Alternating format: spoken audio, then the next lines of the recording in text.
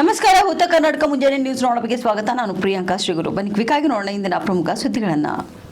ಬೀದರ್ ಪಶುವೈದ್ಯಕೀಯ ವಿಶ್ವವಿದ್ಯಾಲಯದಲ್ಲಿ ನಡೆದಿದ್ದ 45 ಕೋಟಿ ರೂಪಾಯಿ ಹಗರಣ ಪ್ರಕರಣದಲ್ಲಿ ಲೋಕಾಯುಕ್ತ ಪೊಲೀಸರು ಮಹತ್ವದ ಕ್ರಮವನ್ನು ಕೈಗೊಂಡಿದ್ದಾರೆ.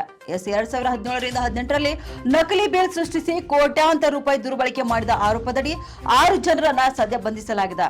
ಇನ್ನು ಬೀದರ್ ಜೆಎಂಎಫ್ಸಿ ನ್ಯಾಯಾಲಯಕ್ಕೆ ಆರೋಪಿಗಳನ್ನು ಹಾಜರುಪಡಿಸಲಾಗಿದೆ. ಅಂದಿನ ವಿಸಿಎಚ್ಡಿ ನಾರಾಯಣಸ್ವಾಮಿ ಅವಧಿಯಲ್ಲಿ ಪೀಠೋಪಕರಣ ಖರೀದಿ ಹೆಸರಿನಲ್ಲಿ ಈ ಒಂದು ಅವ್ಯವಹಾರ ನಡೆದಿತ್ತು ಎನ್ನಲಾಗ್ತದೆ.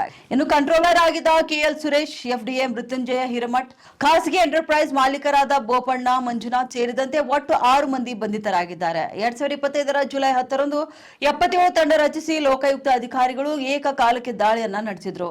ಸುಮಾರು 45 ಕೋಟಿ ಹಣ ಡ್ರಾ ಮಾಡಿ 35 ಕೋಟಿ ರೂಪಾಯಿ ಲೂಟಿ ಮಾಡಲಾಗಿದೆ ಎಂಬ ಆರೋಪ ಕೇಳಿಬಂದಿದೆ. ಇನ್ನು ಎಡಿಜಿಪಿ ಮನೀಶ್ ಕರ್ಬಿಕರ್ ಮಾರ್ಗದರ್ಶನದಲ್ಲಿ ಡಿಎಸ್ಪಿ ಹನುಮಂತರಾಯ ನೇತೃತ್ವದಲ್ಲಿ ಕಾರ್ಯಾಚರಣೆ ನಡೆದಿದೆ. ಕಲಬುರಗಿ ಜಿಲ್ಲೆಯಲ್ಲಿ ಸುರಿದ ಭಾರಿ ಮಳೆ ಅವಾಂತರ ಸೃಷ್ಟಿಸಿದ್ದು, ಸಿಡಿಲು ಬಡಿದ 18 ಕುರಿಗಳು ಸಾವನ್ನಪ್ಪಿದ ಘಟನೆ ಕಾಳಗಿ ತಾಲೂಕಿನ ಹೆಬ್ಬಾಳ ಗ್ರಾಮದಲ್ಲಿ ನಡೆದಿದೆ. ಹೊಲದಲ್ಲಿ ಮೇಯ್ತಿದ್ದ ಕುರಿಗಳು ಮಳೆಯ ಹಿನ್ನೆಲೆ ಮರದ ಕೆಳಗಡೆ ಆಶ್ರಯ ಪಡೆಯುವಂತ ವೇಳೆ ಸಿಡಿಲು ಬಡಿದಿದೆ. ಜಗದೇವಪ್ಪ, ಮಲ್ಲಪ್ಪ ಹಾಗೂ ದಶರಥ್ ಎಂಬ ಕುರಿಗಾಹಿಗಳಿಗೆ ಸೇರಿದ ಕುರಿಗಳು ಸಾವನ್ನಪ್ಪಿದ್ದು, 300ಕ್ಕೂ ಹೆಚ್ಚು ಕುರಿಗಳು ಪಾರಾಗಿವೆ. ಇನ್ನು ಘಟನೆಯಿಂದ ಕುರಿಗಾಹಿಗಳಿಗೆ ಲಕ್ಷಾಂತರ ರೂಪಾಯಿ ನಷ್ಟ ಉಂಟಾಗಿದ್ದು, ಮಾಡಗೋಳ ಪೊಲೀಸ್ ಠಾಣೆ ವ್ಯಾಪ್ತಿಯಲ್ಲಿ ಪ್ರಕರಣ ದಾಖಲಾಗಿದೆ. ಮಳೆಗಾಲ ಆರಂಭವಾಗುತ್ತಿದ್ದಂತೆ ರೈತರ ಹಾಗೂ ಕುರಿಗಾಯಿಗಳು ಎಚ್ಚರಿಕೆಯಿಂದ ಇರಬೇಕೆಂದು ಅಧಿಕಾರಿಗಳು ಈ ಕಡೆ ಸೂಚನೆಯನ್ನ ನೀಡಿದ್ದಾರೆ.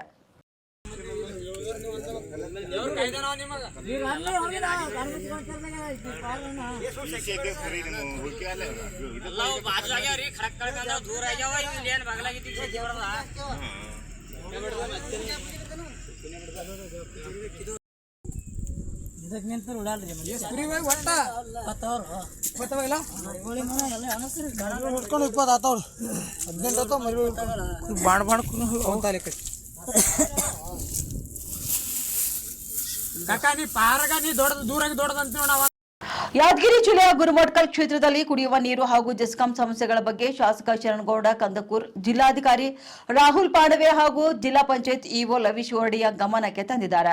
ಕ್ಷೇತ್ರದಲ್ಲಿ ನೀರಿನ ಅಭಾವದಿಂದ ಟ್ಯಾಂಕರ್ ಮೂಲಕ ನೀರು ಪೂರೈಕೆ ಮಾಡುವ ದುಸ್ಥಿತಿ ನಿರ್ಮಾಣವಾಗಿದೆ ಎಂದು ಅವರು ಆರೋಪ ಮಾಡಿದ್ದಾರೆ.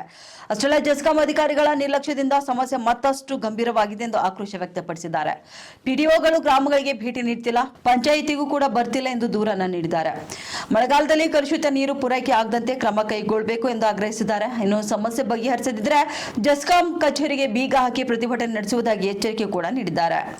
ಮುಂಗಾರು ಪೂರ್ವ ಮಳೆ ಆರಂಭವಾಗುತ್ತಿದ್ದಂತೆ ಕೊಪ್ಪಳ ಜಿಲ್ಲೆಯಲ್ಲಿ ರೈತರು ಕೃಷಿ ಚಟುವಟಿಕೆಯನ್ನ ಆರಂಭಿಸಿದ್ದಾರೆ. ಆದರೆ ಬೀಜ ಹಾಗೂ ಗೊಬ್ಬರ ಕೊರತೆ ಆತಂಕ ಹೆಚ್ಚಿಸಿದೆ ಎಂದು ರೈತ ಮುಖಂಡ ಅಂದಪ್ಪ ಕುಳೂರ್ ಅವರು ತಿಳಿಸಿದ್ದಾರೆ. ಪ್ರಾಚ್ಯ ರಾಷ್ಟ್ರಗಳ ಯುದ್ಧದ ಪರಿಣಾಮ ಡಿಎಪಿ ಗೊಬ್ಬರ ಕೊರತೆ ಉಂಟಾಗುವ ಸಾಧ್ಯತೆ ಇದೆ ಎಂದು ಎಚ್ಚರಿಕೆ ನೀಡಿದ್ದಾರೆ. ಈ ಬಾರಿ ಜಿಲ್ಲೆಯಲ್ಲಿ 3.70 ಲಕ್ಷ ಹೆಕ್ಟೇರ್ ಪ್ರದೇಶದಲ್ಲಿ ಬಿತ್ತನೆ ಗುರಿ ಇಡಲಾಗಿದೆ. ಇನ್ನು ರೈತರು ಹೊಲ ಸಿದ್ಧಪಡಿಸಿಕೊಂಡಿದ್ರು, ಇನ್ನು ಬೀಜ ಹಾಗೂ ಗೊಬ್ಬರ ವಿತರಣೆ ಆರಂಭವಾಗಿಲ್ಲ. ಇನ್ನು ಕಳೆದ ವರ್ಷವಂತೂ ಯೂರಿಯಾ ಹಾಗೂ ಡಿಎಪಿ ಕೊರತೆಯಿಂದ ಬೆಳೆ ಹಾನಿಯಾಗಿತ್ತು ಎಂದು ರೈತರು ಆತಂಕ ವ್ಯಕ್ತಪಡಿಸಿದ್ದಾರೆ. ಇನ್ನು ಜಿಲ್ಲಾಧಿಕಾರಿ ಡಾಕ್ಟರ್ ಸುರೇಶ್ ಇಟ್ನಾಳ್ ಮಾತನಾಡಿ, ಯೂರಿಯಾ ಕೊರತೆ ಆಗದಂತೆ ಕ್ರಮ ಕೈಗೊಂಡಿದ್ದು, ಡಿಎಪಿಗೆ ಪರ್ಯಾಯ ಗೊಬ್ಬರ ಬಳಕೆ ಸಲಹೆ ನೀಡಲಾಗಿದೆ ಎಂದು ಹೇಳಿದ್ದಾರೆ.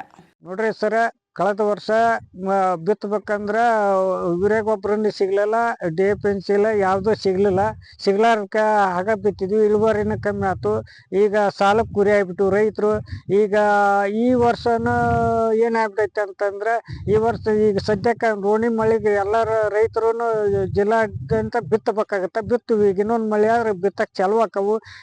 ಈಗಲಿಂದನೇ ಅಲ್ಲೇ ಈಗಲೇನ ಗೊಬ್ಬರದ್ದು ಭಾಳ ಶಾರ್ಟೇಜ್ ಐತೆ ಅಂತಾರೆ. ಅಂದ್ರೇನು ಇವತ್ತು ಒಂದು ಯುದ್ಧದ ನೆಪ ಹೇಳ್ಕೊಂಡು, ಆ ಯುದ್ಧದ ನೆಪದಲ್ಲಿ ಗೊಬ್ಬರ ಸಿಗಲ್ಲ, ಡೀಸೆಲ್ ಸಿಗಲ್ಲ, ಅದು ಏರಿಕೆ ಐತಿ, ಬಳಸ್ಬಿಡ್ರಿ ಅಂತಾನೆ ಇವತ್ತು ಮೋದಿ ಅವರು ಹೇಳ್ತಾರೆ. ಆದ್ರೆ ಇಲ್ಲಿ ನಾವು ಸ್ಥಳೀಯ ರೈತರಿಗೆ ಎಲ್ಲಿ ಹೋಗ್ಬೇಕು? ಈಗ ನಾವು ಜಿಲ್ಲಾ ಆಡಳಿತ ಎಲ್ಲಿಂದ ಏನಾರು ಮಾಡಿ ಒಂದು ಸಂದಾಯ ಮಾಡ್ಬೇಕು.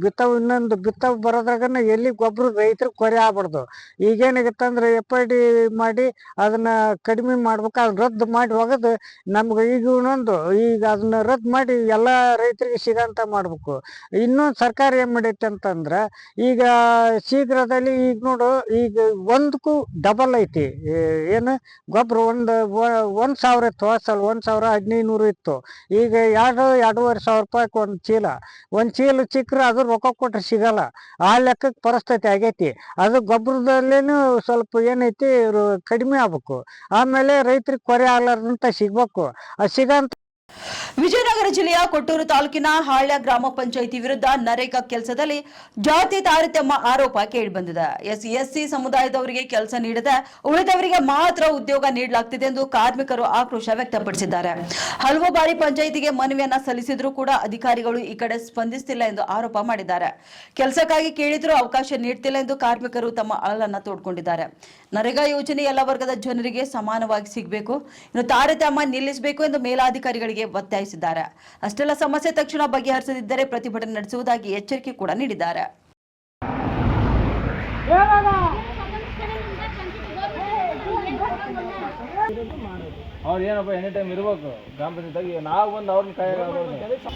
ಹಳ್ಳ ಗ್ರಾಮ ಪಂಚಾಯತಿ ಇವರೆಲ್ಲರೂ ಅವ್ರವ್ರ ಕೆಲಸಕ್ಕಾಗಿಯೇ ಇಲ್ಲಿ ಬಂದು ಕೂತಿದ್ದಾರೆ. ಒಬ್ಬರು ಕೂಡ ರೆಸ್ಪಾನ್ಸ್ ಮಾಡ್ತಿಲ್ಲ. ಇಲ್ಲಿ ಯಾವುದೇ ಅಧಿಕಾರಿಗಳು ಬಂದು ಕೇಳ್ತಿಲ್ಲ. ಇಲ್ಲಿದ್ದಾರೆ ನೋಡಿ, ಎಲ್ಲರೂ ಇವರೇ. ಅಮ್ಮ, ಯಾಕೆ ಇಲ್ಲಿ ಕೂತ್ಕೊಂಡಿದ್ದೀರಾ? ಏನಾಯ್ತು ಸಮಸ್ಯೆ ನಿಮ್ಮದು? ನಮ್ದು ಉದ್ಯೋಗ ಬುಕ್ಕಕ್ಕೆ ಬಂದಿವಣ.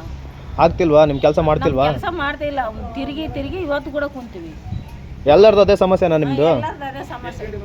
ಎಷ್ಟೊತ್ತಿದ್ದ ಬಂದಿದ್ದೀರಾ? 9 ಗಂಟೆಗೆ ಬಂದು ಕುಂತ. 9 ಗಂಟೆಯಿಂದನೂ ನಿಮ್ಮನ್ನು ಯಾರು ಕೇಳಿಲ್ಲ? ಯಾರು ಕೇಳಿಲ್ಲ. ಈಗ ಎಷ್ಟು ದಿವಸದಿಂದ ಹಿಂಗೆ ಅಡ್ಡಾಡ್ತಿದ್ದೀರಾ? ನಾವು 2 ವರ್ಷ ಆಯ್ತು.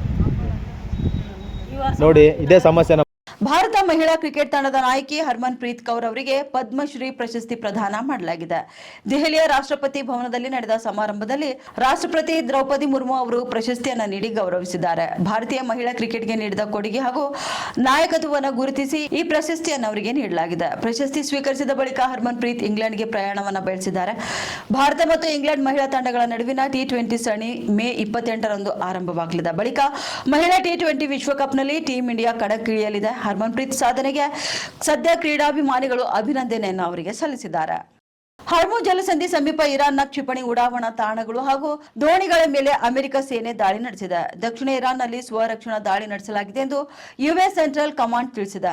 ಅಮೆರಿಕದ ಸೈನಿಕರಿಗೆ ಇರಾನ್ನಿಂದ ಉಂಟಾಗುತ್ತಿರುವಂತಹ ಬೆದರಿಕೆಯನ್ನು ತಡೆಯಲು ಈ ಕ್ರಮ ಕೈಗೊಳ್ಳಲಾಗಿದೆ ಎಂದು ವಕ್ತಾರ ತಿಮೋತಿ ಹಾಕಿ ಅವರು ಹೇಳಿದ್ದಾರೆ. ಹಾರ್ಮುಜ್ ಜಲಸಂಧಿಯಲ್ಲಿ ಸ್ಫೋಟಕ್ಕೆ ಇಡಲು ಯತ್ನಿಸುತ್ತಿದ್ದ ದೋಣಿಗಳನ್ನು ಗುರಿಯಾಗಿಸಲಾಗಿದೆ. ಇನ್ನು ಅಮೆರಿಕ ಅಧ್ಯಕ್ಷ ಡೊನಾಲ್ಡ್ ಟ್ರಂಪ್ ಇರಾನ್ನ ಯುರೇನಿಯಂ ಸಂಗ್ರಹ ಕುರಿತು ಹೇಳಿಕೆ ನೀಡಿದ ಕೆಲವೇ ಗಂಟೆಗಳಲ್ಲಿ ಈ ದಾಳಿ ನಡೆದಿದೆ. ಈಗಾಗಲೇ 2 ದೇಶಗಳ ನಡುವೆ ಉದ್ವಿಗ್ನತೆ ಕೂಡ ಮುಂದುವರೆದಿದೆ. ಬೀದರ್ ದಕ್ಷಿಣ ಕ್ಷೇತ್ರದ ಗ್ರಾಮಗಳ ಸಮಗ್ರ ಅಭಿವೃದ್ಧಿಗೆ ಶಾಸಕ ಡಾಕ್ಟರ್ ಶೈಲೇಂದ್ರ ಬೆಲ್ದಾಳೆ ಮಹಾನಗರ ಪಾಲಿಕೆ ಅಧಿಕಾರಿಗಳಿಗೆ ಕಟ್ಟುನಿಟ್ಟಿನ ಸೂಚನೆಯನ್ನು ನೀಡಿದ್ದಾರೆ. ಅಮಲಾಪುರ, ಗೋರ್ನಹಳ್ಳಿ, ಚೊಂಡಿ, ಚೌಳಿ ಸೇರಿದಂತೆ ಹೊಸದಾಗಿ ಪಾಲಿಕೆಗೆ ಸೇರ್ಪಡೆಗೊಂಡ ಗ್ರಾಮಗಳಲ್ಲಿ ಮೂಲಭೂತ ಸೌಕರ್ಯಗಳಿಗೆ ಆದ್ಯತೆ ನೀಡಬೇಕು ಎಂದು ತಿಳಿಸಿದ್ದಾರೆ. ಸ್ವಚ್ಛತೆ, ಕುಡಿಯುವ ನೀರು, ರಸ್ತೆ, ಒಳಚರಂಡಿ ಹಾಗೂ ಬೀದಿ ದೀಪಗಳ ಕಾಮಗಾರಿಗಳನ್ನು ವೇಗಗೊಳಿಸುವಂತೆ ಸೂಚನೆಯನ್ನು ನೀಡಿದ್ದಾರೆ. ಮಳೆಗಾಲದಲ್ಲಿ ನೀರು ನಿಲ್ಲದಂತೆ ಅಗತ್ಯ ಕ್ರಮ ಕೈಗೊಳ್ಳಬೇಕು ಎಂದು ಹೇಳಿದ್ದಾರೆ. ಇನ್ನು ಸಾರ್ವಜನಿಕರ ಅಹವಾಲುಗಳಿಗೆ ತ್ವರಿತ ಸ್ಪಂದನೆ ನೀಡುವುದು ಅಧಿಕಾರಿಗಳ ಜವಾಬ್ದಾರಿ ಎಂದು ಎಚ್ಚರಿಕೆ ಕೂಡ ನೀಡಿದ್ದಾರೆ. ನಗರವನ್ನು ಸ್ವಚ್ಛ ಹಾಗೂ ಮಾದರಿ ನಗರವನ್ನಾಗಿ ರೂಪಿಸುವ ಗುರಿ ಇದೆ ಎಂದು ಶಾಸಕ ಅಭಿಪ್ರಾಯಪಟ್ಟರು.